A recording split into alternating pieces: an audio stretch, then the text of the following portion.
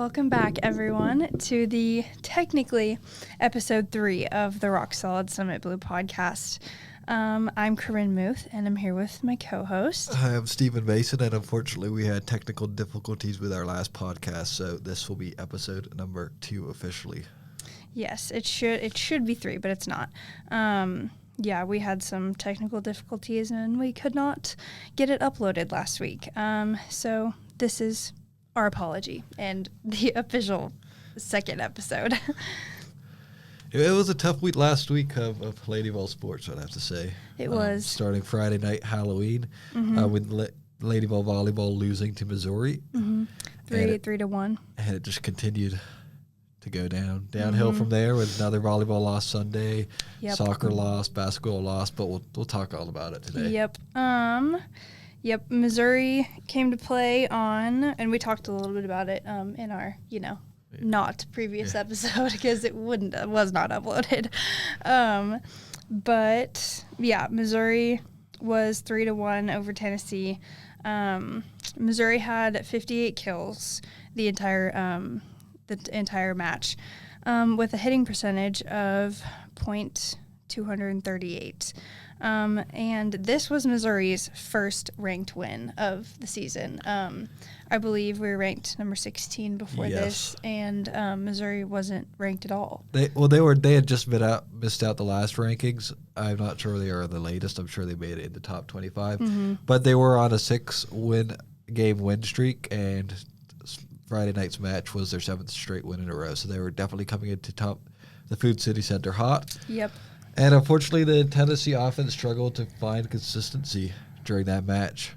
Yeah. They kept on rotating the centers for various reasons.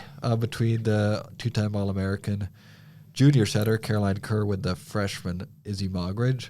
So I think they really struggled to find consistency with their attack, and that definitely hurt them in the long run. Yeah. Tennessee had they had 54 kills, but they did have over 25 hitting errors, which definitely showed that they hurt them within the sets. They had a hitting percentage of .173, so definitely not too much lower than Missouri, but enough to certainly take a toll on how their offense was being able to operate in that game. Yeah, they just really struggled to find any consistency. Like, they'd go on some hot streaks, then they just go ice cold for a while, and they really struggled, getting that consistency. They also had a couple of serving errors. I think they had at least, I have here, they had at least 6. Yep. So, serving is hard because if you can't serve, you can't put the ball into play. Serving right in the hitting percentage. They hit 173 hitting percentage, and they had 26 attack errors on the night. So it was a really, really tough game for them. Yeah. And they tried to make adjustments we'll talk about Sunday's match a bit later, but they tried to make adjustments for it, and I did think they played a little better. They were just playing a lot better team with Texas A&M. Yeah, I agree. Missouri was also like you said, they came in hot to Food City Center. They their bench was very chippy bench. Very, very chippy match. Borderline. How do I say this nicely? I was just kind of mind blown by some of the stuff that one of their players was saying right in the coach's ear. There was a lot of taunting, to the refs and to the coaches and across benches. Even though they were all the way across the court from each other, there was definitely some words being said for sure. I'm all for competitive, edge, but when it just turns into personal attacks against people from members of the opposing team, especially when they're struggling or having a bad night, it's like, what are we doing here? Yeah. What are we? And it was coming from someone who never checked the game at once during the match. Yes. That was all really she did all night, was just say. Just kind of heckle. A lot of despicable stuff. A lot of disgusting stuff. Yep. If I'm being perfectly honest. Yeah. Not appropriate for family entertainment. Yeah. Missouri's sportsmanship was not. Especially from her. From her. She was sitting right by the coaches all night long, and they didn't tell her to be quiet. Yeah. So. They did at the very, very end. They told her to be quiet, but yeah. The ref was also like telling her to sit down. Like, it was a heated match. Though, it was. That was Gigi also got Gulce Gusteken also got a yellow card. Right. She got yellow carded because she was very frustrated. I kind of agree with her. Yeah, I do too. There was a call that she touched it while it was going out. Eva Rekabot challenged that. Tennessee lost that challenge, and Gigi just exploded. Understandably so. In the end, that was the one set that they managed to win, so that didn't make a difference. But it was a very feisty match. It was. The ball that the point that they challenged Gulce Gusteken, she like sprawled out across the court and kind of flung her arm out to try to get the ball up.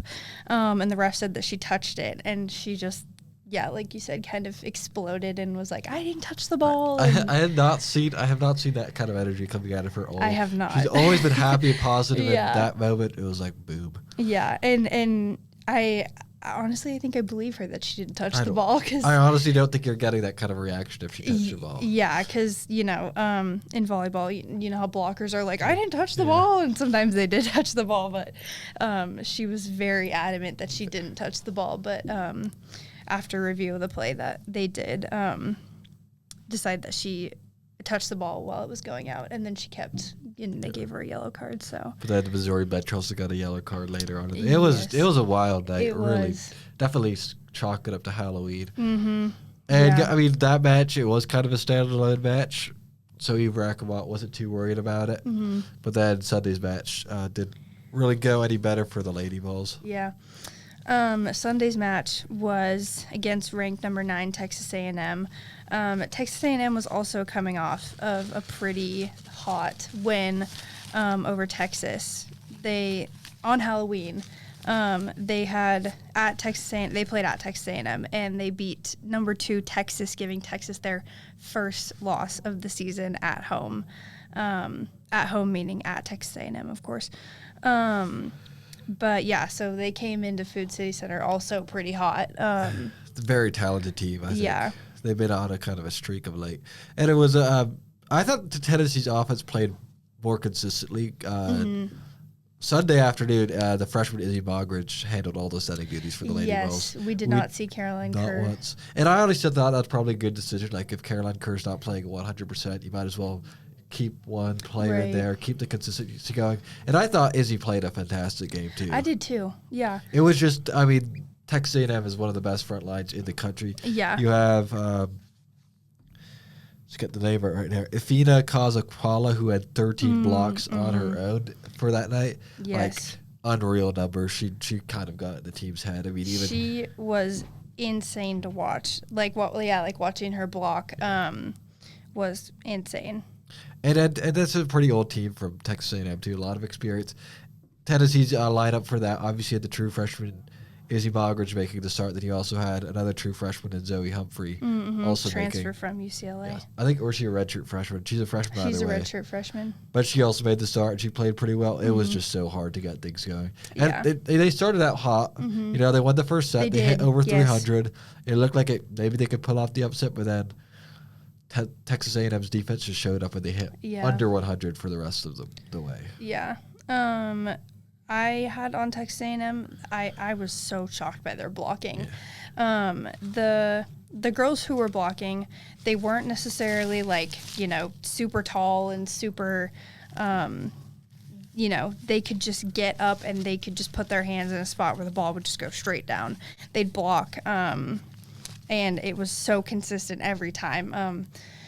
It might have been in the third or fourth set, but there was a couple points in a row where Texas A&M had points off of just their blocks. They at least 2 or 3 where they ended the point with just a absolute wall of blocks against Tennessee. So that's where Tennessee struggled. Yeah, their blocking and their serving too was really. I mean, Eva Rekabot said in the post-game presser, she said, I thought the Texas A&M served the ball very well, put us in some tough situations, and we just weren't responsible with the ball. But you could definitely see, and that made things a lot harder for Izzy Mogridge too to put up nice sets consistently because the passes were often off, and she was often settling with a bump set.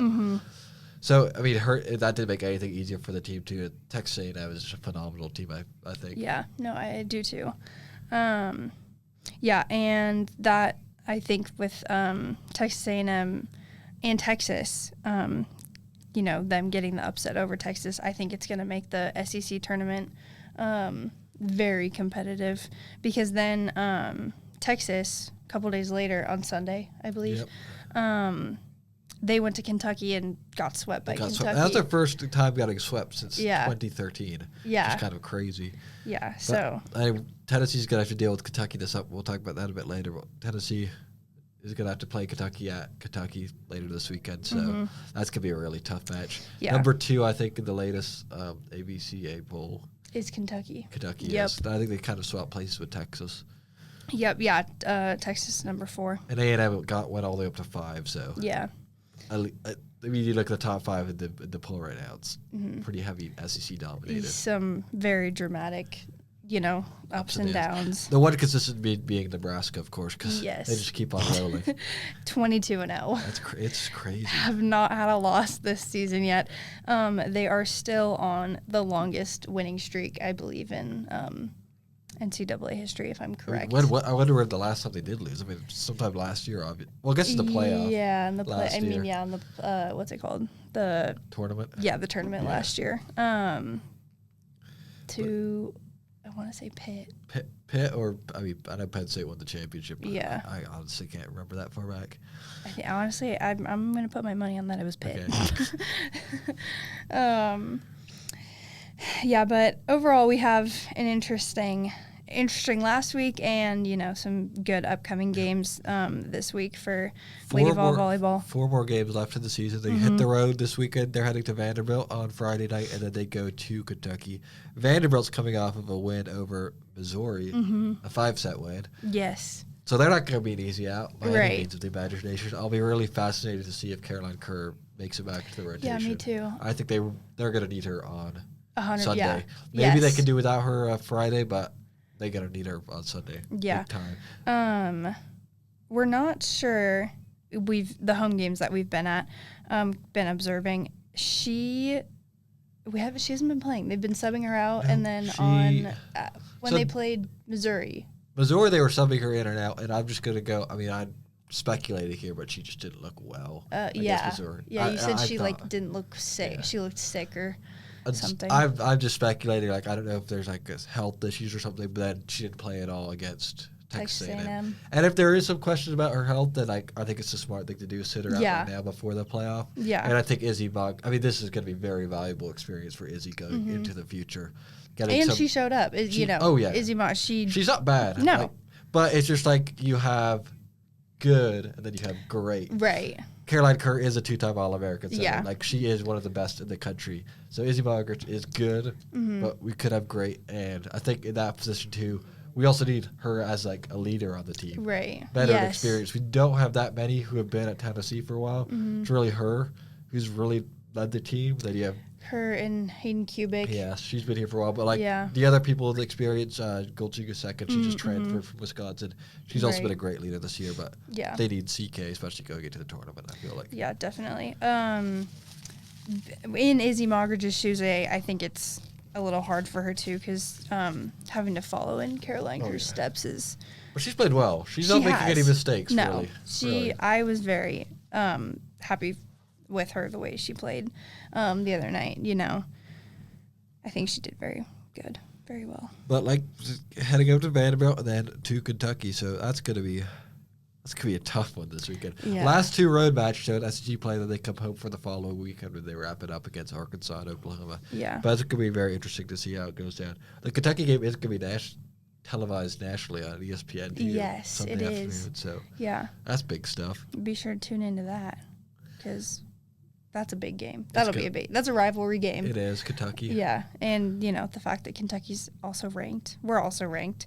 That'll be an interesting slid down game. a little bit in the latest poll, but they have plenty of time to bounce back. I think do the top 16 teams host first rounds of the SEC NCAA tournament? I think so. Yeah, I think it is.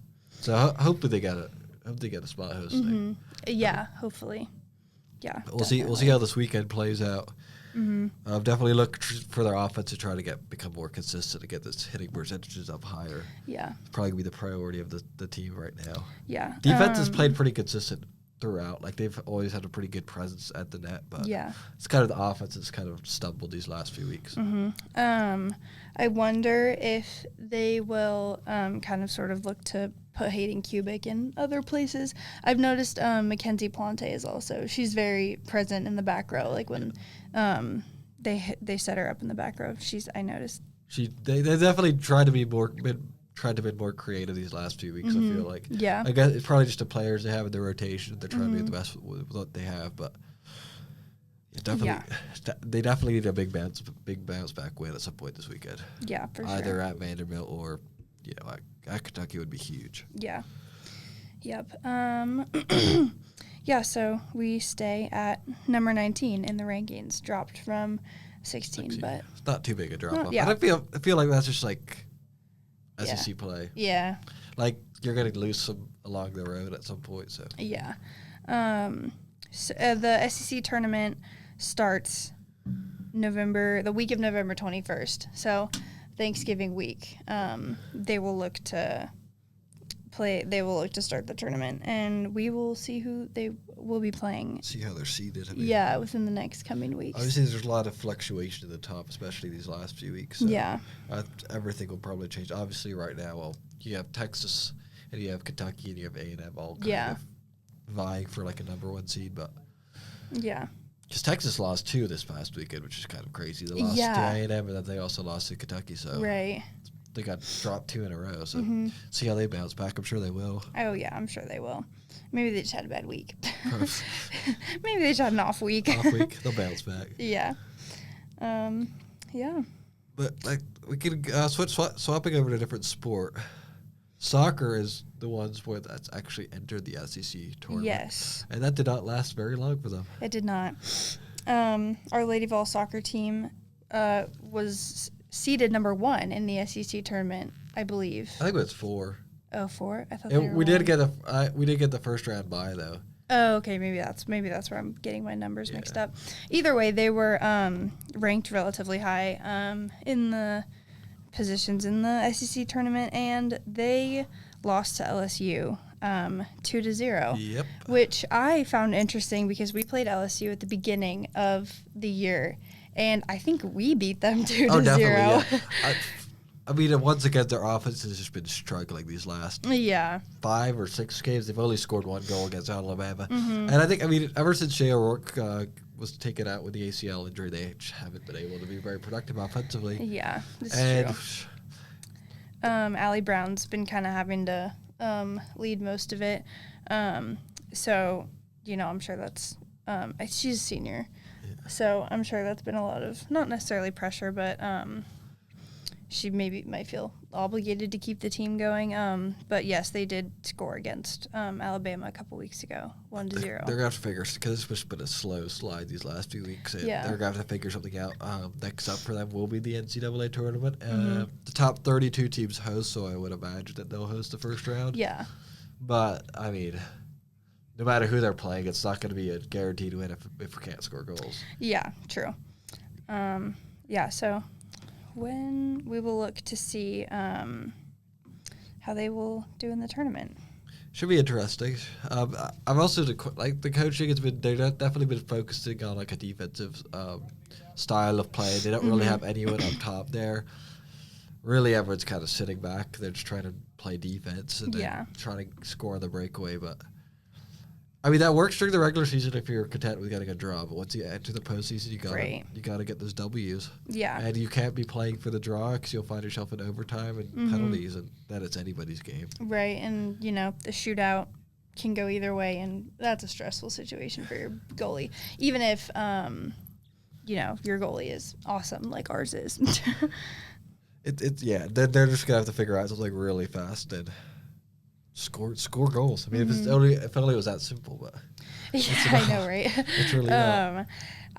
When I go to the home games here, I have noticed they do average a lot of shots on goal. They average at least 5 or 6 a game, and then I've noticed the other teams only average about 3-ish. But we average most of those goals when we get to corner kicks, because they set up a formation and they try to, headbutt it in or kick it to one of their girls. And so I noticed they get a lot of shots on goal for corner kicks. So just maybe getting the finish, though. I mean, yeah. I think that's where O'Rourke was like, she was a big part of this team, and losing her, I think. I mean, they started the year with, like, last team to concede a goal, last team to lose, all the way up to number 1, and then it's been a slow slide ever since Shea O'Rourke was knocked out. So it's been unfortunate. Mm-hmm. Unfortunate. Another team off to a not so great start has been basketball, not only on the court but also off the court. Last week, Ruby Whitehorn was arrested for being in possession with marijuana. And on Sunday afternoon or Saturday afternoon, she was dismissed from the team. Yep. This was her second strike. She had other legal issues that happened in August, and she was able to resolve those. She was reinstated back on the team, but I mean, Coach Kim Cadwell didn't really have a choice in this one, so she was dismissed from the team, and it looks like she'll be taking a year off and then see where she goes from there. But on the court, they started the season off with a loss to number 9 NC State, which is at NC State. At NC State, yep. Not an ideal start to the season. The game was close though. It was a really close game. It was close. The one kind of disappointing thing was the things that Kim Cadwell stressed after their dominant win to Columbus State in the exhibition game. They weren't able to fix in this one either. Turning over the ball, not getting back on defense, which cost them in the last score of the game. Yeah. There just wasn't enough hustle back to defend against NC State, and they got a relatively easy layup. Yeah. There's also just shot selection, too, hasn't been very great for this team. So yeah. Ruby Whitehorn was a more so dominant player on this team. So, we're hoping that they can bounce back from having her being dismissed from the team, although they are a very, very, very talented basketball team. Yes. So I'm hoping that it shouldn't affect them too greatly. I think that if she was, this happened later in the season and she was dismissed then, I think they would have a much more dramatic effect on the team. But being as if it's still, pretty early in the season, hopefully they can bounce back from. Yeah, they don't really have any really challenging team over the next few weeks. They play UT Martin and ETSU and Belmont. And then they eventually do hit the road and go to number 3 UCLA. So they're going to have to figure it out somewhat sometime soon, but they do have a few weeks to play around with their roster to see who they have. True. It's also just a very unique style of basketball that they play. 5 on, 5 off, playing 100% the whole time. Yeah.